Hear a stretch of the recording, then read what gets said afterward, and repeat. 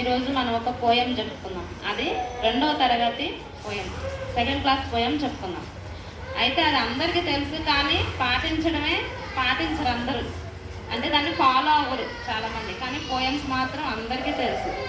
ఓకేనా? పోయం ఏంటంటే, ఉపకారికి ఉపకారము విపరీతము కాదు చేయ, అపకారికి ఉపకారము నెపమెన్నక చేయువాడు నేర్పరి సుమతి అని చెప్పేసి 2వ తరగతి వాళ్ళకి ఒక పద్యం ఉంది. అంటే మనం ఎవరన్నా మనకి హెల్ప్ చేశారనుకోండి, మనం వాళ్ళకి హెల్ప్ చేస్తాం, అవునా? అందులో చెప్పుకోదగ్గది ఏం లేదు.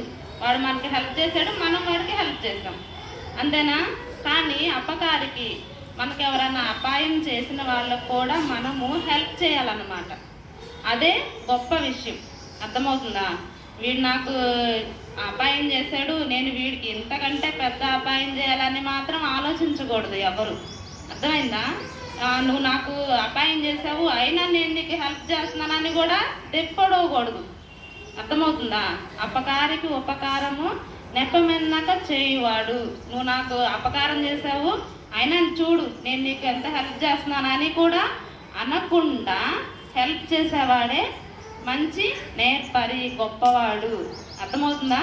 సో మీరందరూ కూడా మీకు ఎవరన్నా అపకారం చేసినా కానీ వాళ్ళకి హెల్ప్ చేయండి. ఎట్లాగా? నేను మీకు హెల్ప్ చేస్తున్నాను చూడు అని కూడా అనకుండా. అర్థమవుతుందా? సో ఇప్పటి నుంచి మీరందరూ కూడా అపకారికి కూడా ఉపకారం చేయాలి. ఓకేనా? Thank you.